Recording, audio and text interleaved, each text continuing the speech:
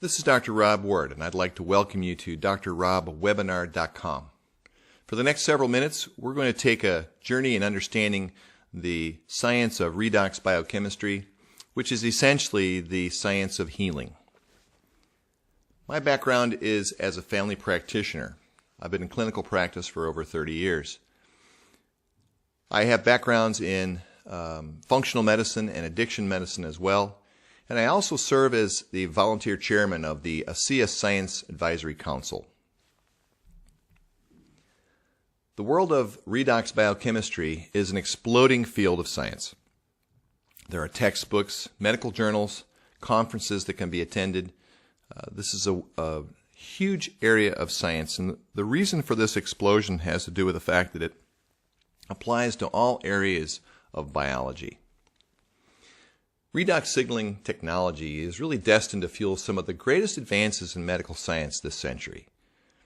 It's fundamental to all biological multicellular processes, plants, animals, bacteria.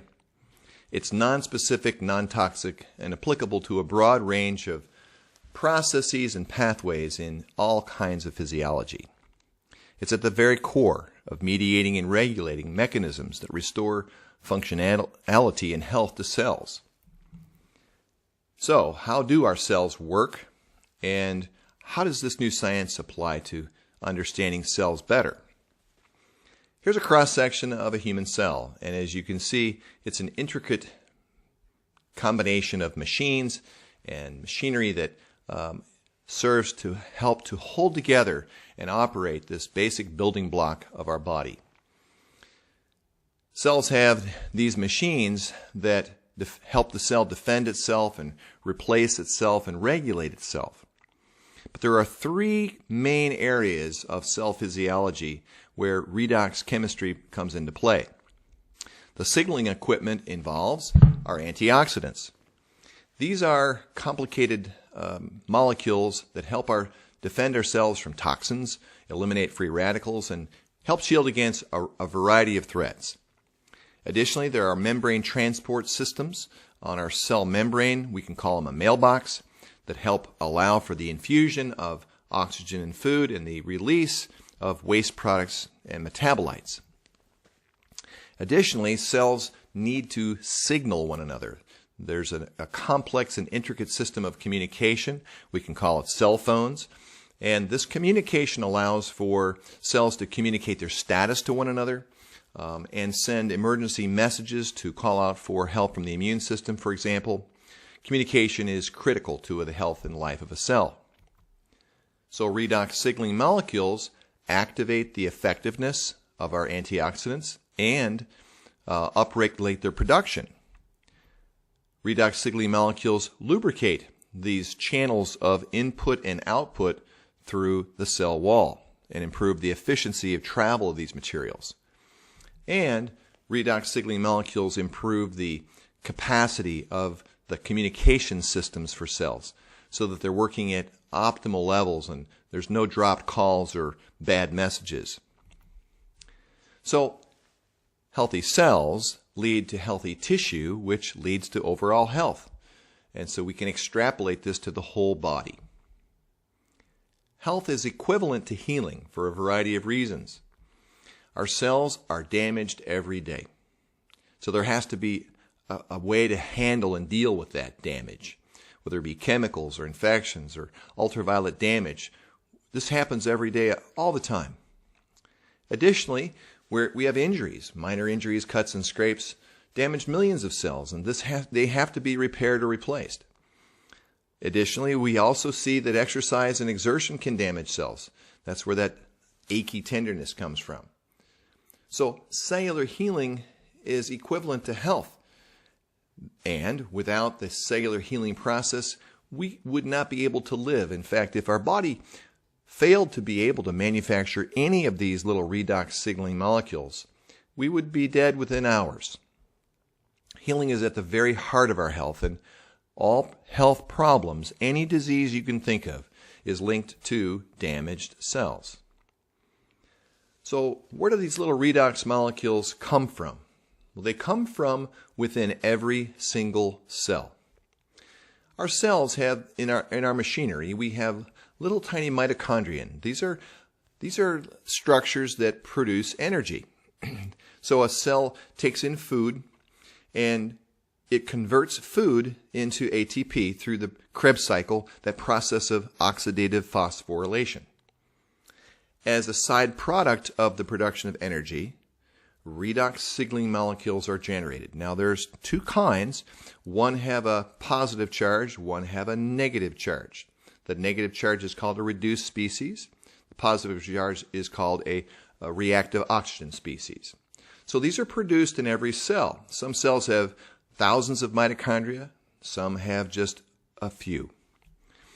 When they're produced, if there is an over amount or an imbalance in some way, glutathione has a way of breaking down these excess molecules to allow for the maintenance of homeostasis. And of course, glutathione is primarily located near the nucleus, a very important protected area of our cell. So in a healthy cell, you can see that we have homeostasis, a balance of these two different kinds of redox molecules. And as a result, we've got everything working in a physiologic balance. In a damaged cell, redox signaling messengers are out of balance, and here you're seeing evidence of oxidative stress that's occurred, and there's an abundance of the red triangles, the reactive oxygen species. These are leading to damage to the cell membrane, which is very critical, as well as to the nucleus, which could cause a complete breakdown in the cell function. And so this damage needs to be contended with. So in healthy tissue, redox signaling is in homeostatic balance. We've now got a multitude of cells that are now in balance. Where there's oxidative stress, this would signal a repair, replace, or protection process. And so there's a burst, perhaps from an injury or an infection, and this is signaling trouble. So the cell group of tissues here have to decide what they're going to do about it. That particular cell decided to replace itself, and a neighboring cell comes in and fills in the gap to promote better health for the tissue. In the last 10 years, there's been some astonishing findings in this field of redox signaling. This fundamental cellular process is involved in every single form of life. And many of the mechanisms involved for life and maintaining life involve redox signaling. And so some of those are listed here, from cell division rates to tissue regeneration to vascular regeneration, inflammation, antimicrobial defenses, leukocyte adhesion. All of these involve redox signaling biochemistry. This list is growing and expanding exponentially. And today there are well over 100 original scientific articles from scientific studies that are published newly every single month. It's an incredibly fast-growing field of science. So, what about chronic oxidative stress? This would be the advancing of aging in our tissue or poor health. So here we've got a multitude of oxidative stress signals, and this is a situation where there's a persistence and an inability for the cell to correct itself. This would lead to poor health. But what if we could infuse somehow a balanced resource of these little molecules into the tissue? What would be the implications? And look at the balance that we would create, the resources that the cell could then make use of. What would this lead to? We'll come back to that in just a second. So stable redox signaling compounds are central to healing mechanisms, whether it be damage control, protection, repair, communication, replacement. Every fluid, intracellular and extracellular fluid, is full and completely inundated with these particular little healing molecules. So to review, the steps to cellular healing involve damage recognition, detection and elimination of threats, and cellular repair or replacement. So here's a electron micrograph that has a fluorescent stain. It helps us look more clearly at the way cells flag themselves. This is a cell that's full of oxidative stress, This excess oxidants alerts the cell that damage has taken place, and the immune system responds to this oxidative stress. And so here are those red flags, and in this situation, the immune system comes in, deploys its weapons to take care of the malfunction of the virus or germ. Then, once the threat is eliminated, there's no longer a need for that presence of the immune system, so it retreats, and then through the process of normal cell division, this replacement process fills in the missing holes, and we restore homeostasis to this tissue. So let's talk about some discoveries. The question posed earlier, what would happen if we could manufacture a stable complex of redox signaling molecules? Could we determine their bioactivity? Could it be proven non-toxic and readily absorbed? Could this product or source be commercialized? And the answer to these is yes, and let me explain about that. After approximately 17 years of foundational research, a complex of redox signaling molecules was created that had a stability that was no longer than about 10 minutes. This created limits for its ability to be applied to biological processes. And through the work of Dr. Gary Samuelson and his team of scientists, a methodology to stabilize this solution of balanced redox molecules was developed. The process that they employ, it includes this. There's a formulation that comes from pure salt and distilled water. That saline solution travels through a patented 3-day electrolysis process that allows for the development of this collection of 16 different redox molecules, virtually free of salt. There are 8 oxidants and 8 reductants that are created, and this product has an extremely long shelf life. The shelf life is a year. The half-life is about 2 years. There's a tiny amount of sodium that persists in the product, and it's there to produce an electrical stability.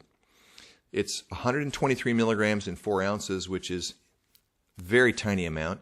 It's equivalent to the amount of sodium you would find in a half of slice of whole wheat bread, a drop in the bucket. One of the first steps in determining whether or not this would be a safe and non-toxic substance for consumption is to do some studies. And so in vitro studies were done on human cells. This was performed in 2009. What they did is they took, in tissue culture, exposed human cells to various concentrations of ASEA and a positive control substance. And the way this was studied is based on knowledge that certain transcription factors are translocated or moved toward the nucleus when they are exposed to toxins. So transcription factors like the P65 unit of NF-kappa B and PJUN were studied. And with varying concentrations of ASEA, you can see that the nucleus of these cells didn't change anything beyond the control, the negative control. This is quite astonishing that there was absolutely no evidence of toxicity at amounts and concentrations that would be 10 to 20 times what we could consume orally. So the safety was unprecedented. In fact, in the entire research profile of this product, there's never been any evidence that there is any lethal dose. No median lethal dose was ever discovered. Now, additional in vitro studies were done in 2009 at the Pacific Northwest National Lab. And in this, there were 2 components to this particular research protocol. The first was to determine if there was a change in the capacity or the effectiveness of glutathione and SOD, superoxide dismutase, and their ability to protect some human cells, endothelial cells, from damage from a toxin. So using an array design stress gen kit, human cells were exposed to known toxins. And then the effectiveness in them being able to protect themselves was measured. And the cells exposed to ASEA showed an improvement in the capacity or function of glutathione and superoxide dismutase to protect themselves in the order of 500%. This is unprecedented, never been seen before, and that by itself was amazing. But in addition, it was determined that there was also an upregulation in the production of these powerful antioxidants. So here, the pictures show this. Using a standard Western blot analysis, cells exposed to ASEA activated the nucleus to call for an increased production of these antioxidants. This was measured by looking at transcription factors like NRF2 and DAPI. These were dramatically affected, and there was dramatic movement toward the nucleus, indicating increase in production. This effect lasted for more than 2 hours and was quite astonishing. But way beyond that was the next finding, and that was that there was no normal provocation of this normal inflammatory transcription factor, NF-kappa B, despite invoking the transcription factor NRF2, which increased antioxidant production. In other words, the normal mild inflammatory response that comes from the upregulation of antioxidants did not happen.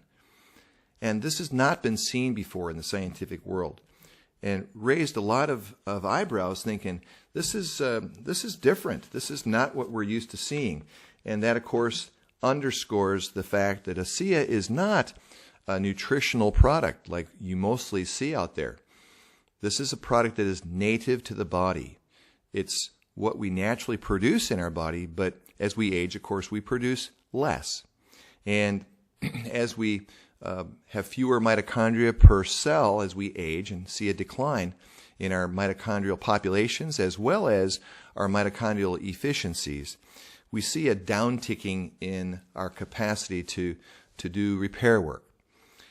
This is what we're seeing, is an infusion of these little molecules has a way of kind of changing that natural decline.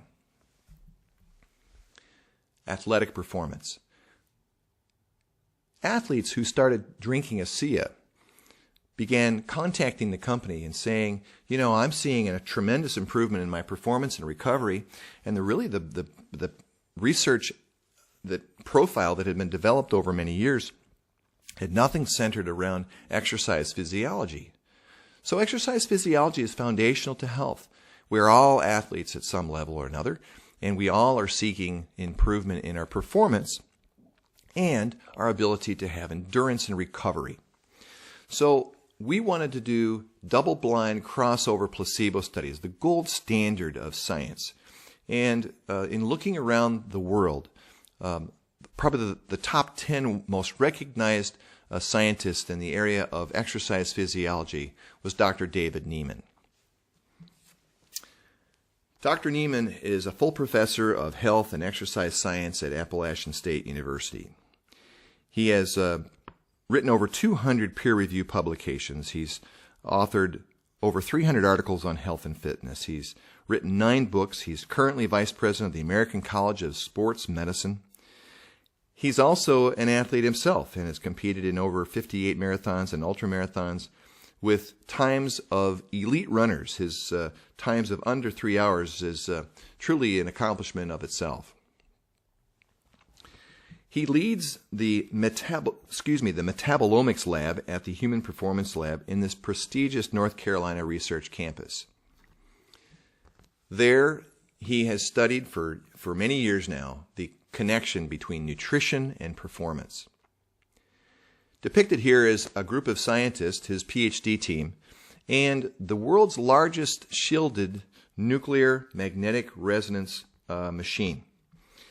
This machine was instrumental in proving beyond any shadow of doubt that there actually are stabilized redox signaling molecules in ASEA. This was crucial and foundational in developing a hypothesis as without any shadow of doubt that there really have to be these molecules in order to know how to develop our ongoing research. As you propose a theorem, it must be proven or disproven. And this discovery, which is outlined in this particular graph, shows that these two peaks are clearly evidence of these molecules, and including superoxide, I might add. And this is the first time in the history of modern world that it was defined using NMR technology that there really are stabilized reaction oxygen and reduced species in our product. The metabolomics, the study of the fingerprint of our metabolites from metabolism of our body, is a new and emerging science that only 5 years ago was the very beginning of our ability to actually measure these very, very specific components of burning fuel. As we burn fuel, each of us leaves a fingerprint behind, kind of like the exhaust of combustion, and it leaves an imprint of what we've actually consumed and how we've consumed it. So ASEA conceived a double-blind crossover placebo study with Dr. NIEMAN, and his team postulated that if they gave a group of athletes 4 ounces of ASEA a day and divided them in 2 groups, of course they wouldn't know who's in which group and which group was getting the placebo and active product. Test their blood, then have them do a cycling trial, and then look at their blood again. We were just really curious as to what would actually take place. So using very, very specific ultra-sensitive mass spectrometry, this study demonstrated a huge shift in 43 of 108 metabolites. In this graph here, you're seeing the blue dots would be the placebo group, and the red dots being the active or ASEA group. And as each athlete was crossed over, they then created a new imprint or a collection of metabolites that gives you that dot. And so before exercise, every athlete, within a week now, just a 1 week period of time, each athlete had a tremendous shift in over 1/3 of their metabolites. This caught the entire scientific team by surprise. They questioned the statistics and they double-checked them. And so what was discovered was that before exercise, there was a huge shift in primarily the fatty acids in our blood. Now, fatty acids are a source of fuel. This is not the same as cholesterol or triglycerides. These little fatty acid molecules are crucial fuel for life and for exercise. Things like palmitic acid and myristic acid are used for fuel, and they're very vital to our physiology. This big shift or mobilization of fatty acids for fuel was postulated for why there was a big improvement in endurance. And we believe that there's an advantage in mobilization of fatty acids, as they're about 6 times more valuable for a source of fuel than glycogen or sugars. We oxidize fatty acids for energy. And all of these were done without any evidence of injury to kidney function or liver function. So it led the way for the need for further studies. So profound impact on our mobilization of fatty acids as they help in cellular respiration. And this is a foundational shift in our metabolic fingerprint that they've never seen before. Pharmacokinetics has to do with the way in which this happens over time. So the next study that Dr. NIEMAN's group embarked on was using gas chromatography and mass spectrometry to look at the way in which 12 subjects who were randomized to either get placebo or ASEA to watch how their metabolome or their metabolic shift was occurring in a time period. So in looking very quickly, after just 30 minutes of ingesting 4 ounces of ASEA, there was already a defined distinction in the group, the placebo group or the active group. And here you're seeing a real distinction, even 24 hours after a single dose of ASEA. So in looking at this spectrum over time, you can see that different metabolites are being expressed. In other words, the fingerprint was different at each level of time. And this all has led to postulation as to what this will lead to in terms of human performance and physiology and maintaining homeostasis in our tissues. And another trial was done in 2012 to look at endurance. Here we asked mice to get on a treadmill and after consuming ASEA and watch how they perform. And after 7 days of being given ASEA, we were theorizing that in the same way that humans had a mobilization of fatty acids, there might be an improvement in endurance. The mechanism would be through sparing the use of glycogen in the muscles and improving endurance in that regard. So in this instance, 30 mice were divided into 2 groups, double-blinded, and then a washout and a crossover to do real science here. So here are the findings. After running on a treadmill to exhaustion, mice given ASEA showed a 29% better endurance than the placebo group. And this was an extremely excellent p-score of 0.0000572. Unequivocal difference. Additionally, after doing muscle biopsies, they determined that there was sparing of glycogen, in other words, a reduction in muscle glycogen usage by 33%. When we don't burn our glycogen, we have better endurance, more stamina, and easier recovery. Additionally, there was preliminary evidence that there was some mitochondrial biogenesis as well. What we can conclude here is that ASEA and redox signaling formulations can have tremendous anti-aging benefits. Aging really occurs due to the proliferation of damaged or less efficient cells that push away or gradually replace efficient cells. These less efficient cells accelerate aging and promote more damage. These damaged cells have the ability to repair themselves, but they're not given clear action eliciting signals to do so. And so they go on and replicate their mediocre state. And this leads to tissue decline and decline in the organism. Redox formulations have anti-aging benefits by increasing the production and efficiency of our endogenous or internal antioxidants like glutathione and superoxide dismutase. And this protects us against oxidative stress. Superoxide dismutase is involved in neuronal health in particular and protection of our nerve health. The detoxification process is all mediated through these powerful antioxidants. And of course, reductants, these negatively charged species, are necessary for the regeneration of antioxidants in our cells.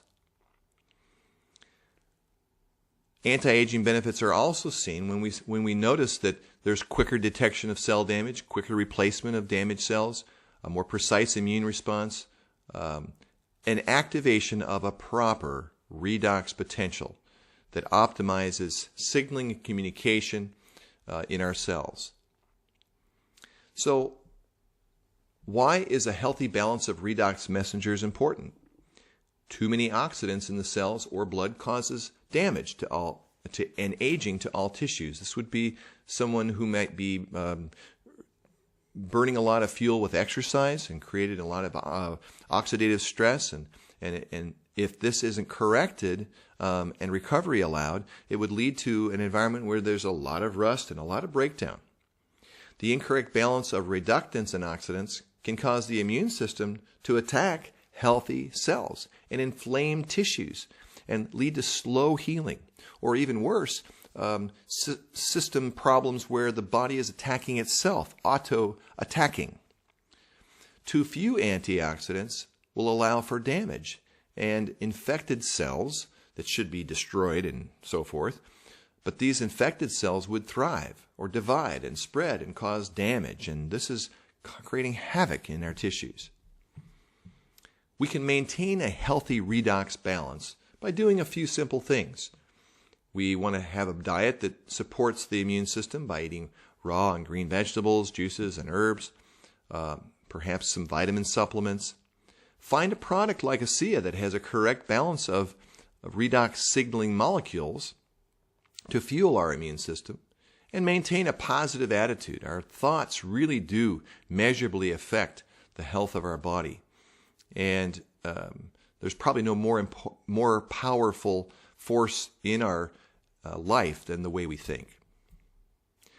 Redox signaling molecules can promote healthy cells and allow for restoration of cells. There are anti-aging benefits. There is a preservation of healthy cells. We empower cellular protection. We see endurance and athletic recovery, antioxidant empowerment. We build cell defense. We optimize our immune function. We speed restoration of healthy tissue, essentially, quietly, and foundationally powering up our health. I appreciate your attention and welcome your questions. And I encourage you to explore completely the science behind this revolutionary product that is for the first time applying this new science of redox signaling.